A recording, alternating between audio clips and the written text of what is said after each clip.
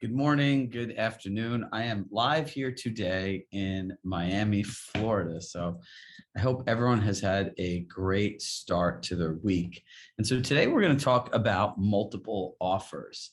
And multiple offers are one of those things I'd like to say falls into that category of that marathon mindset, right? Because your real estate business is a marathon. It's something that's going to just kind of keep going and going and going.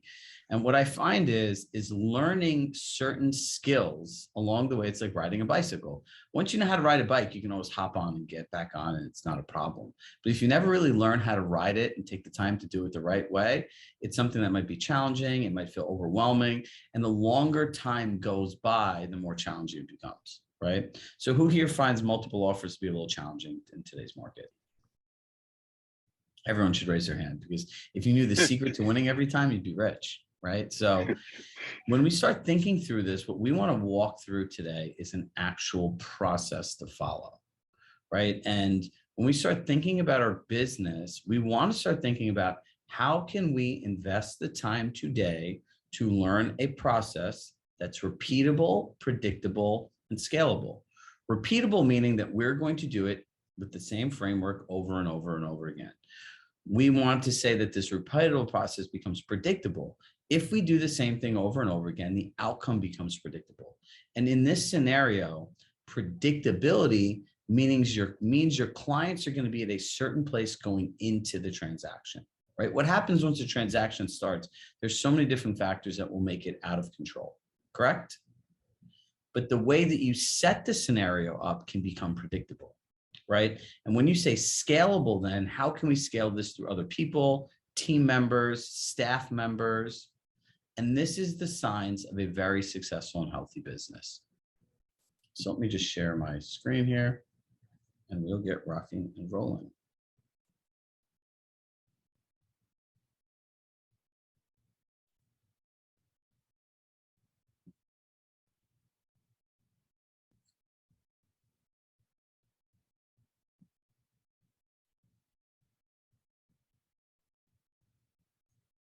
All right, so today's roadmap, we're going to review having effective conversations. We're going to review having the multiple offer situation, winning the bid, and ultimately we're going to give all of you a template that you can use. Now, we always start with wins, and it's not anything that's rah-rah. You know, I find wins as the best way to learn from reality. Meaning, if your colleagues are doing it, it's something that can inspire you to think a certain way, to take a certain action. And we as a team often look at the wins and say, look, 6, 7, 8 people wrote about this. Like, this is something that we should actually put more focus on. So just take a moment and write down a win that you've had in the last week.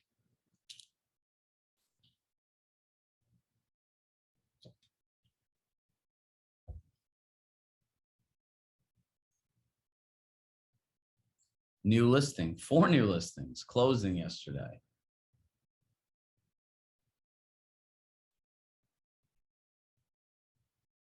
Surviving difficult conversations, that's a big win. 2 new listings, beat out 7 offers. Took a concierge project. A listing appointment. VA buyer accepted, that's awesome. Mother's Day card made somebody's day. So what I want everyone to see in this is, regardless of the market, whatever, talk about a recession, inflation, interest rates, people are still transacting and moving. So if you're sitting here today on one of those days wondering what's going to happen, learn from reality, look in the chat box, the world is still going. Now, accountability groups, our accountability leaders have done an incredible job of continuing to add value out of this session. So Julian, Kate, Stephen, Irma, thank you. And if you have not joined an accountability group, you truly are missing out. And accountability is a great place to collaborate with your colleagues, build other relationships with other agents, grow a referral network, and ultimately take forward what you have here with momentum. You know, nothing that you do, you're not going to show up here one time and just figure this all out. It takes practice, right? And the more you practice something, the more confident you become, right? And with that confidence comes clarity. And when you have clarity, you can have these conversations with people. Now, remember, the first investment of the day should be yourself. Now, why do we say this? What is the point of investing in yourself to start a day? You need to put yourself into a certain state that when you start the day, that you're in a certain mood, that your mindset's a certain way, so you can keep the promises you made to yourself. How many of us the night before promise, I'm going to make my calls, I'm going to reach out to people, I'm going to work in my CRM, I'm going to. But then you open up this stupid little thing and you could read one email and that could change your entire mindset. Yes or no? You can see one thing on social media that might make you compare yourself to someone and be like, are you freaking kidding me? And that could change your entire mindset. It is very important that in those first few hours of the day, you start your day with passion and purpose, things that engage you and things that are purposeful. Because if you don't, your ability to perform, right, your performance and keeping that promise to yourself, it doesn't happen. I know in doing thousands of coaching sessions, what ultimately happens to people is they show up and they get busy work. They go right in their email and they mix up busy with productive. Because guess what? When you're in a crappy mood, do you really feel like calling and reaching out to people? No. Do you feel like doing anything that's uncomfortable that you're trying to work through? No. It's why when you're in a bad mood and you're having a bad day, you don't go to the healthy diet that you want to stick to. You go back to comfort foods, right? Ice cream, potato chips, like those things bring comfort, right? So when we don't put ourselves in the right state to start the day, that's what's going to happen. Now, let's review this 7 keys to having effective conversations through a multiple offer situation. Number 1, what people choose to offer is always their choice. Do you have any say on what someone offers for a home? No. Number 2, the person asking the questions controls the conversation. You want to ask them questions and share the market in a meaningful way. So in their words, their beliefs, the way that they see the world, they understand what the market is. Does that make sense to everybody? Number 3, it always has to be in the benefit of the other party. I don't want to pay that much for a home. Great. So what would you like to pay? 1-1. The data says 1-4. Okay. So based on the data, if you were selling a home and what other buyers are willing to pay for homes, would you take this offer? No. Okay. So then what do you think would be best for you? It always has to be in their benefit. You can't be in disagreement, which goes to number 4. I don't want to offer that much. A lot of times agents are like, well, if you don't offer that much, if you see the comps, like this is what's going on. And if you want to win the home in the market, this is where you're going to have to be. Guess what? You can tell them all of this stuff and they can still put all that stuff forward. And how many people have had their clients all take their advice and then still not get the house? Raise your hand. A lot of us, right? And then we end up in this weird situation where we're afraid that our clients are going to leave us. Make sense? Because if you tell them this is what you have to do and they do it and they don't get the house, who's at fault then? You. So remember, it's always their choice. And we'll get more into preparing people for these conversations. Number 5, no telling, no explaining, no combative. No being combative.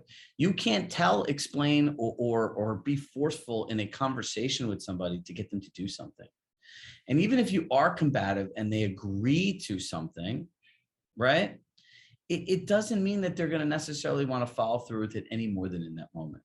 Number 6, never show you're attached to any outcome.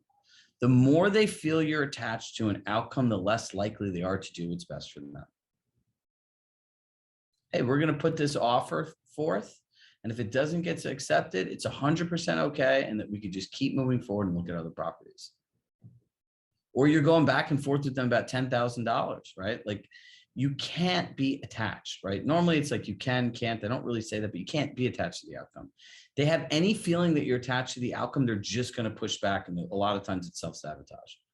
And number 7, what they choose to do does not mean you have to compromise. Meaning if they want you to cut your commission, that is a choice you have to make. It's not something you have to do. But if I've taken somebody out, right, I see, if I've taken somebody out and I've showed them 120 homes, right, Christina? And now they want me to give a 0.5% back. I'm giving them a 0.5% back to get my time back, to get rid of them. right?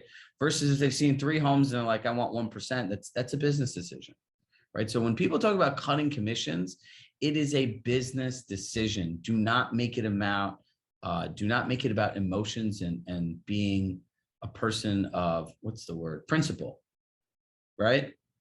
Look at every situation individually and make your own decision. And if you never cut your commission, you never cut your commission. If you make a compromise, you make a compromise. Either one is okay. Now, this is the most important thing, preparing for the multiple offer conversations, right? Prior to meeting a client, when you know that they're looking at a certain area, there's certain research you have to do, right? And these are the key data points. Number one, you have to know how many days on market a home is selling in, right? Like that's like the easiest barrier to entry. Now, here's another interesting data point that most people never look at. Average time from when the house hits the market to highest and best, right? So think about this. We have homes and apartments coming on the market.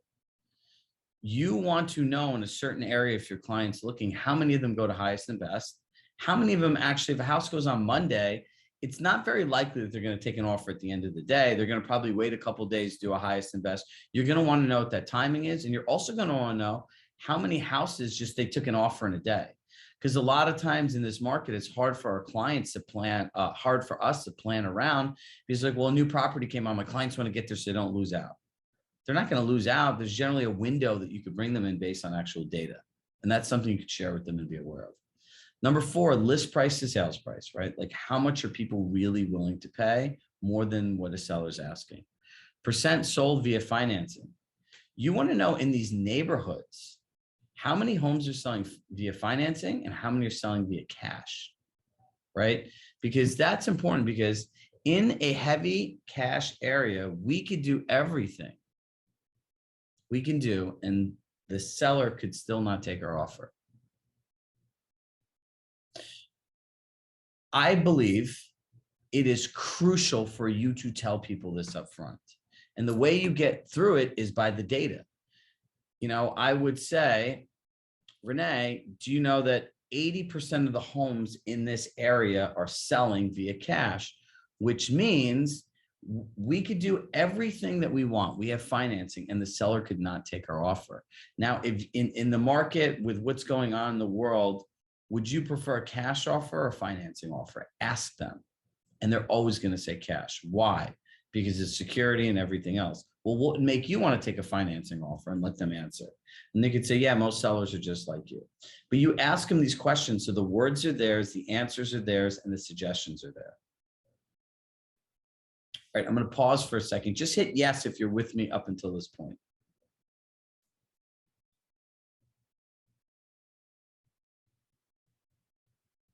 All right, good. Now, who's ever heard of this? Positional bartering. Anybody? All right, nod your head yes. Do people, are people emotional about their homes, the majority of them? Absolutely, right? So positional bartering actually is the most ineffective form of negotiation. Now think about it. I'm buying your home or you're buying your apartment. And I'm going, hey, today is, let's see what day is today. Today's May 19th, 5/19. It's going to give their property address. It's going to give them a purchase price, $1.5 million, 10% down a contract, down payment 20%, 10% down a contract, 10% down at signing. It's going to give the contingencies, closing date, the client's names, the broker's name, and a mortgage broker letter from some person they don't know that says these people can afford $1.5 million. Sound about right? Now, I just took this person's home, which is their most valuable asset that they have all these memories in, and that's the fixed position I took. Now, who here has had a client that had someone make a really low offer on their home in the beginning, then come all the way back up and they still don't want to take the offer? Raise your hand. You want to know why that is? Because of positional bartering. They took a position on their home, and it always comes down to the same thing. Why don't you want to take this offer? Well, they didn't see value in my home. Why should I just give it to them? What do you mean? You said that you take 1.3 and this is 1.35. Yeah, but and now when you start utilizing positional bartering, you have now made a logical situation emotional for a client. Does that make sense? So what we want to do is create certainty, right? So that's what we're going to get out of doing through our own system. Now, creating uncertainty. One of the challenges that we all have in presenting our offers is creating uncertainty. So if you think about what a seller has, do they even know who the buyer is, what they do, how much money they make, how long they could have worked somewhere, their credit score? If you were selling something and they needed to get a loan, wouldn't you want to know that information to understand the likelihood of them actually following through? I would, wouldn't you? See, what happens is when you create certainty, right, for a client, certainty creates clarity. And from that clarity, you can then have confidence, right? Write these 3 words down: certainty, clarity, confidence. Certainty is the way that you present your clients. Clarity is they understand who the offer is, why it's strong, and then the confidence comes with them willing to go with you. Certainty, clarity, confidence.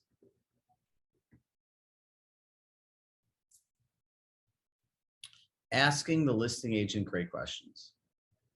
Look, I always find it very important to be in rapport with other agents. Your agent reputation, your community is one of the most important things in your entire career. Because people will do business and recommend people that they like, they know have qualified buyers and are likely to get a deal to the closing table. So look, there always are some agents that when you call them, they're like, just make your offer and that's it. Most people aren't like that, but there are definitely some battle axes still left out there, right? So you call an agent and you ask them like, hey, you know, my clients are making an offer. We just want to know, is there anything else besides the price that's important to your clients? So anything else besides the highest price that's important to your clients? This is where you get a crucial bit of information in the negotiation. In multiple offers, it's like a game of inches. It's those little things that make a difference that will add up to a lot. They would say this in House of Cards. Everybody wants something. It's our job to figure out what that something is, right? Everybody wants something. So by asking, a lot of these agents will actually tell you, my clients have kids, my clients have this, my clients want to rent back. Ideally, they're worried about this, no problem, right? So let's walk through an offer. Who has ever got an email like this? Hit yes if you've got an offer like this.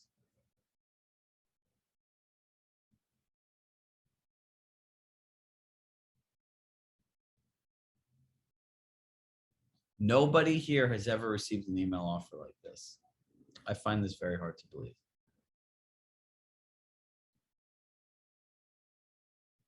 Minus the escrow states where they do contract offers. Now, here's my question. If you were paying for professional service and you knew your broker was sending this, what the hell would you think?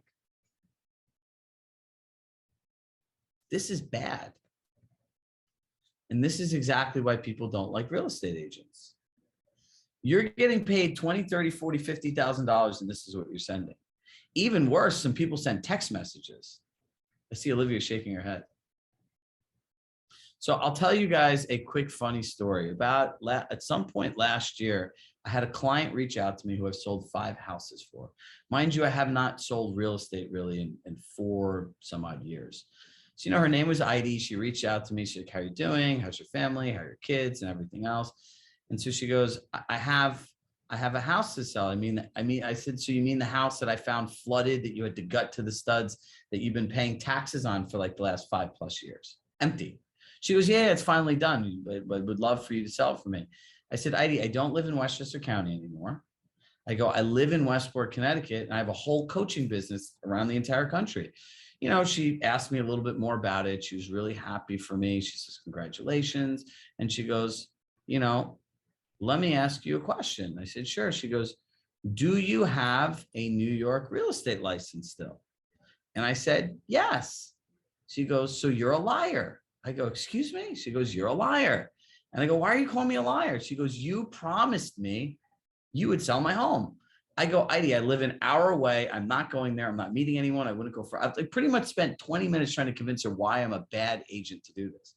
She goes, I don't trust anybody of these people. I trust you. She goes, I won't call you. I won't bother you, but you made me a promise. You have to keep it. So I put this house on the market, right? And we end up dropping the price and getting multiple offers. Now, out of the offers, half of them I got were like this. The other half, 2 of them were normal, and the rest of them all were via text message, right? 997, 1112, 20, like literally text messages, right? So I would forward her these offers for her to look at. And you know what her answer was? She goes, this is why I don't trust other realtors. Look at what people are doing. This is how people are representing their clients. Now, if you're sharing this with a client, you borderline look bad too at some of these people. Like, what the hell are you sending us? Like, this isn't an offer. Like, look at this. This is a $788,000 home, right? That is a lot of money in any world. It might not be your price point, your average price point, but it's still someone spending close to $800,000, and that's how they're represented. Now, you're probably sitting there wondering, why does he keep talking about this? Because this is the bar. It can only get better for all of us. This is the opportunity. So would you prefer to have that, or would you prefer to have this?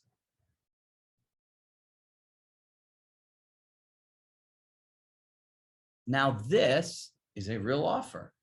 Now, we're going to share this all with you, and I'm going to walk you through this, right? Now, oops. Now, there's a lot of psychology that goes into doing this, and I'm going to walk you through all of it, right? So here's the first part, listing agent name. So let's see, who wants to be my client today? Linda, you can be the listing agent. Linda, thank you for allowing my clients to present our offer and answering all of our questions. Linda, when you see the word allowing, does that make you feel like you're in control? It does, even though I know I'm not. You're not. This is where psychology comes into play, right? Number 2, my clients understand that your client wants. Notice it's in bullet points, because if someone reads this on a phone, yep. Smooth and easy closing, buyers with excellent financials, reasonable marketplace, and nothing to sell. Is that what every client wants? Yes. So now if you look at this, right, the agent feels they're in control. The seller's needs psychologically met. Introduce a buyer, job description, length of employment, salary, and credit score. Now, mind you, you can take all of these things in here and use them exactly as they are. You can take none of these things in here and don't agree with this. That's okay too. Or you could do a blend and take some of what we have here and make it your own. Either 3 of those are okay, right? And now, when you go through the buyers and you describe them and their compensation, do this with the right buyers. If your buyer is not great on paper, do not do this, right? The down payment amount, and lender information, right? Put a little note with the cell phone number, and if your client's okay with it, have your client sign off on speaking to the lender about any of the details. And if your state allows it, a personal note. Now, notice the second page, the offer to purchase. The purchase price, 1,350. This is actually an actual offer that I wrote, and this is a real scenario from the beginning of the pandemic. Now, you notice there said 50,000 above asking. You'll want to call those out, and I would suggest making that bold. Down payment. Normally, people put 10% down at contract, 10% down at signing. In this scenario, we want to put the whole thing down in the beginning, right? So we put 270 at contract signing. We'd make that a bold. Closing at seller's request. Now, this was back in 2020 when people were afraid that people would lose their jobs and not be able to get mortgages. Remember that, when all those layoffs were happening? So it says inspection, mortgage, and mortgage contingency not based on continuous employment. Meaning if the buyer lost his job, he wasn't entitled to get a refund. The buyer's information, the attorney information, selling agent, right? You're writing this to the agent, but guess what? the seller's going to read this. Buyers understand sellers are making a move with their families and can accommodate their ideal time frame. Buyers don't want seller to feel rushed or pressured during the process of moving. Buyers can perform quickly if that's what's best for the seller, or they can have everything completed and close when the sellers are ready. Now, here's some additional points. Buyers will include a 70% mortgage contingency to make the offer stronger. They'll put the additional 10% down if necessary. By removing continued employment as part of the mortgage contingency, the only requirement is a satisfactory appraisal from the bank. Feel free to contact their lender with any questions. Did we just reinforce all the terms of our deal? Yes. Does this create clarity for you? And confidence. And confidence, right? Now, here's the third page, a note to the listing agent. Do not assume that they're going to understand what you're doing. Do not. Thank you for taking the time to answer all my questions, providing us with all the information to make the offers.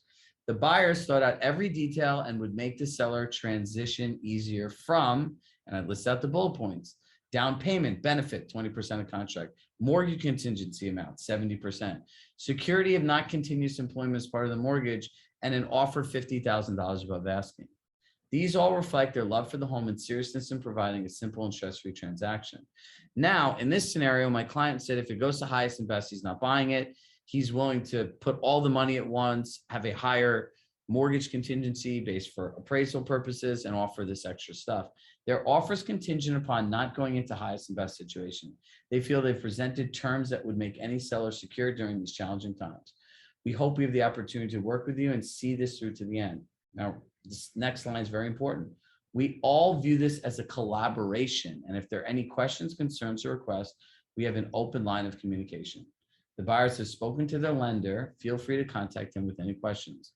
And again, I reinforce it. They have a combined income of $450,000+, adequate cash reserves, and will have no issues closing on a loan. Looking forward to hearing from you. Is this a very complete offer?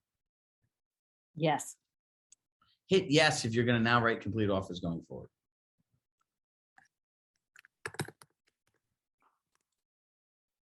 Boom. Chirag. This is what makes us happy as coaches. Oh, wait, you're asking a question. Hold on. All right, Linda, go ahead. You're still muted. You have to unmute yourself. Gotcha. I received an offer like this, not quite, 3 pages, but this very concise presentation and his buyers and all of this. And I actually, it made me feel so good about selling that house because it was my parents' home, that I went with a little bit lower offer and didn't even go back because I wanted them to have the house because it meant something to me for them to want to live in the neighborhood. Yeah. So look, here's a couple workarounds too, right? Like, look, if you're in a state where you have to fill out a contract, you can fill out a contract and attach this PDF that explains it as well too, right? Like you could say, hey, I just wanted to walk you through the details because a purchase and sales contract is filled with pages, correct? So for those people like, well, you fill out contracts, right? Look, it's really important to create clarity here. So when people ask you, why am I hiring you? This is very different, isn't it? This requires skill and thought and knowledge. And the best part is we put this in a Word template for all of you. So it's not like you have to recreate this. Look, I love seeing everyone here every week. I truly do. And I always hope that all the black screens will turn into people so we can see more people, right? And the reality is, as much as I love that, the thing that's most important to us as an organization is that you take what you learned here and implement it into your life. That's all that really matters. You need to use what you learned here. You might want to go back and practice filling this out with some of your old offers, so you have some confidence doing it, right?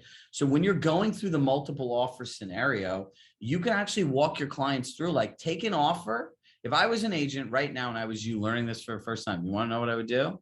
I would go take an offer that was successful. I would put it in this exact template, write it up like this, and show it as a framework to buyers of what success looks like. And this is how you prepare for multiple offers. This is the data. This is what we did. Make up a little bit of a narrative, right? The sale actually happened. The terms actually happened.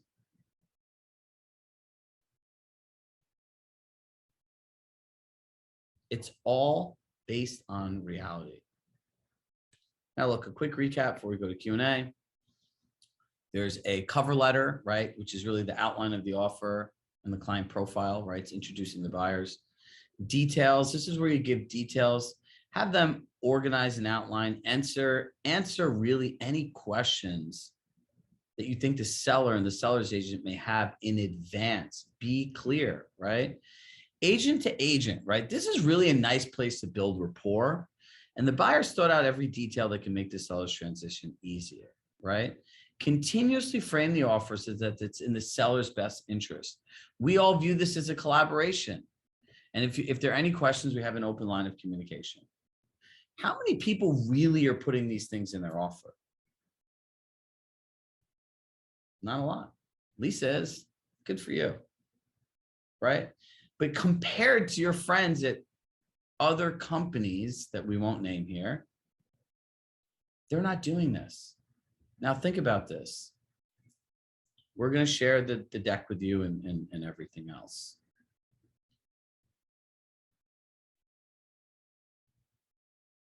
So we'll go through this. There'll be time for questions. So there's a couple of things that I wanted to just share with you today. Is a lot of emails have been going out and we got a fair amount of questions from people in here. So we do have a new program launched called the Playbook, and we have a webinar that I think a lot of you guys are signed up for at 1 o'clock. And, you know, one of the things that we came to the conclusion of is, and we're always trying to figure out, like, how can we do everything in one place, right? And we came up with this concept of coaching backwards and coaching forwards, right? And what I've learned is being an agent, doing thousands of these sessions, like between working at Compass and talking to everyone, coaching backwards is what we're really doing today, right? It's like how to find inventory, how to work with buyers, how to work with sellers. It's things that we get to a point where we know we need to do in our business and we invest in ourselves in coaching to build it, correct? But there's one challenge. If you think about the words reset, recession, changing market, low inventory, Compass changes the entire way a tool works. How many people here want to know about what to say to buyers about raising interest rates now? Everybody. I've got over 200 emails in the last 10 days about that. 100. So we realize there's a difference between coaching backwards and coaching forwards. And we realize that all of the coaching programs, including our own, only coach backwards, right? I started doing these real scenarios in our group coaching program. I realized how helpful it was. And that's where this philosophy came from. So our Playbook program will be the only program that ever has existed that does coaching backwards and coaching forwards. Because the reality is you need forward coaching. This is a business that you have to live ahead, so that if your programs don't have anything that accounts for real scenarios, market change, technology change, all of these different things, you guys are gals are always playing behind. You're leaving money on the table, right? You're in any program and we're just focused on this. And now this interest rate thing changes, right? This was a fixed curriculum. Can I change this curriculum to adjust for what's going on in the market? No, right? Because you all signed up for 12 sessions and I made a promise that this is what we're going to do in 12 sessions. But every single person needs help with that conversation, because that's what the market is. And that's what we want to incorporate into the Playbook. So the other thing I wanted to tell you all is there's going to be a webinar and we're going to go through this whole buyer experience scorecard. It's a really cool interactive exercise we did at our event that's going to go more in depth. I encourage you all to join. It's free. It's right after this at 1 o'clock. But if you do join, what I came to tell you to do is there's going to be a link at the end to sign up for the program. Do not sign up for the program through that link. Don't do it. It's more expensive than what you guys are going to be offered, because we want to do something different, because you're already part of our community. So I know this is like a very abnormal message that you don't hear from people, but I want to be clear to everybody. Do not sign up, right? So I'll give you a real estate example. If you go through the multiple offer market with a client in the beginning and you explain the thing about cash and everything else, and then it happens, they were prepared for it, right? And they're like, okay, I can understand this. Now, that would be the equivalent of you going there, signing up, then seeing a promotional discount that's a third of the 1/3 less than what's going to be offered there, right? And then you're going to reach out to make sure, am I going to get that promotional price? Like, I'm already part of the thing. Oh yeah, we were going to give that to you. That is a very different feeling for people, right? So you want to make sure with your clients that you're upfront with these people and you do it with confidence and you're not attached to what they do. It doesn't matter what they do. The sooner you realize that, the easier life will become.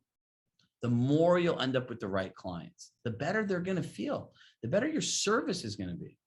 Listen, our job is to facilitate a transaction and help put them in the right place with our skill set for success.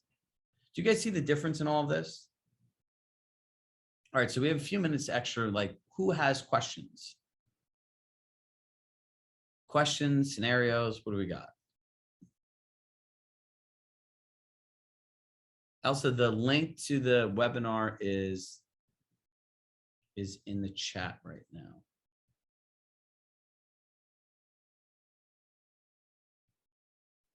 So look, as this market changes and you're focusing more and more on multiple offers, start practicing going through this with people, right? What other questions do you suggest asking the listing agent? I think I'd want to learn more about the clients, right? And listen, at some point they're going to say no.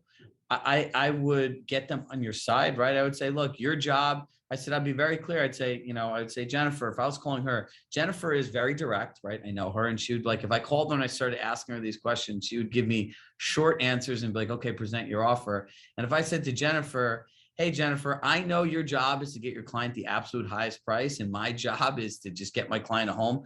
Is there anything that we could talk about that could help us both get what we want? Now, did I get us both on the same side? Maybe, right? But if I acknowledge her job is to get the best price for her client and the best terms, and I completely understand that, and how can I help you do that? Because my job is just to get my client a home. That kind of pre-frames any of the things that she said. If you want to sign up for the webinar, if you want to sign up for the playbook, we're going to do the same thing as our event pricing. So pretty much for the person that wrote that, it's your price stays the same, right? Right now there was $500 a month for this 12 weeks, for this once a week. I think there are 28 sessions, like an Equinox gym schedule of classes and a library and all the forward coaching. It's gonna be the same price. So just email us separately and we'll get you that right link. And that's just for the people here. Right. So if you're doing this and you're already part of it, it's a very easy way to continue if you'd like. If not, take everything you get from here and make sure you actually implement it. Right. So getting the seller's agent in alignment with you. Do you suggest after an offer presented, like your example, that they respond to the H&B offers? Look, Linda, there's so many different factors that go into an offer, right? You need to know who the agent is. There's some agents that you literally have to give it 5 minutes before, or they're going to shop your offer, right? So you have other clients that don't want to go into highest and best, and they're like, hey, let's put our best foot forward. If we get it, we get it. If not, we're out. You have to ask questions and have self-awareness of who you are, who your clients are, and who the other agent is. Now, this is great. Good grammar, proper letter writing. Good grammar is, I guess, is a big thing. Not being too pushy and having a service mentality is working with agents. Yep. Carrie. Exactly.